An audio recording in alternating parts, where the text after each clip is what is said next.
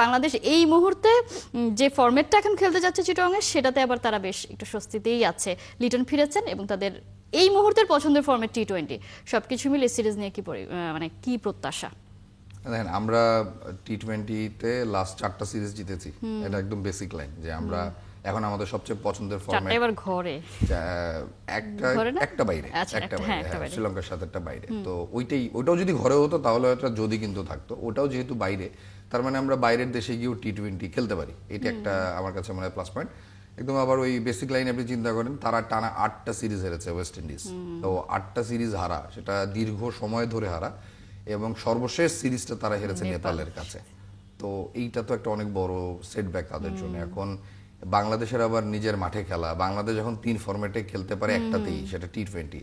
So বাংলাদেশের confidence থাকাটা খুব ইজি, এবং একই সাথে ক্যাপ্টেন লিটনও ফিরছেন।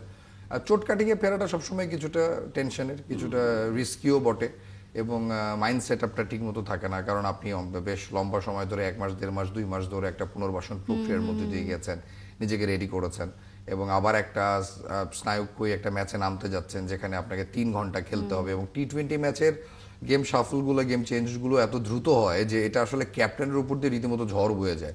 আমরা হয়তো বাইরে থেকে বুঝি না, কিন্তু ক্যাপ্টেন ছোট্ট একটা চেঞ্জ করতে গিয়ে তার, এবং বাংলাদেশের মতো দেশে যেখানে ক্রিকেটটা এত পপুলার, যেখানে আপনার একটা চেঞ্জ, আজকাল তো আপনার মানে যারা রাস্তার পাশে রিক্সা চালায় তারাও তো দাঁড়িয়ে খেলা দেখে, এবং তারাও বুঝে যে এখানে লিটনের কাকে বোলিং আনতে হবে। দেশ চালাতেও বোঝে, তারা আসলে সবচেয়ে বেশি তারাই বোঝে। তো সেই জায়গায় ক্যাপ্টেনের কি প্রেসারটা থাকে সেটা মনে করেন গণমাধ্যম থেকে শুরু করে শ্রমজীবী মানুষ সবাই বুঝেন যে এই মুহূর্তে বোলিং এ কি পরিবর্তন লাগবে। আমি মনে করি বাংলাদেশের জন্য জেতাই উচিত, এবং 3-0তেই জেতা উচিত। আমি খুব এগারলি ওয়েট করছি যে চট্টগ্রামে খেলা।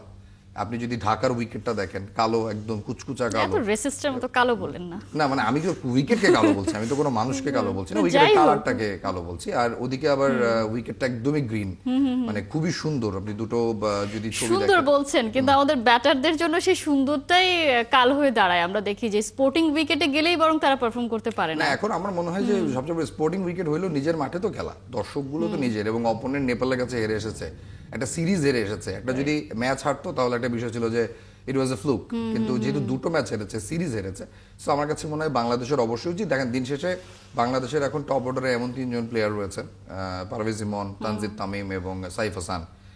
দুজন সম্ভবত দুজনের 29টা ছক্কা, 28টা করে ছক্কা আছে, 2 ওপেনের বাহাতি। আর সাইফ হাসানের আছে মনে হয় 10 ম্যাচে 23টা বা 24টা। তো সাইফের ব্যাটিংটা, সাইফের ইনক্লুশনটা আমার কাছে মনে হয় যে বাংলাদেশের এই টোটাল টিমের কালারটাকেই চেঞ্জ করে দিয়েছে। এবারে he looks completely different player, এবং সবকিছুতে আপনি দেখেন যে সাইফের, আই ওয়াজ থিঙ্কিং ওয়ানডে সিরিজে যে আসলে তার টি-20 ফর্মটাকে কি ওয়ানডেতে নিতে পারবেন কিনা, সেখানেও 80 রান করলেন।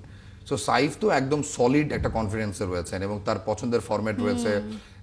কিছুদিন আগে জিএসএল খেলে এসেছেন, গ্লোবাল সুপার লিগ খেলেছেন, এবং আমি মনে করি যে সাইফের জন্য ইটস এ বিগ চান্স। উইকেটটাও ভালো, সাইফ যেহেতু বড় শট খেলেন, লম্বা হ্যান্ডেলে খেলেন, খুব ভালো ব্যাকলিফট করেন, এবং সবচেয়ে বড় কথা বাংলাদেশের একটা ব্যাটার অফে মারতে পারে।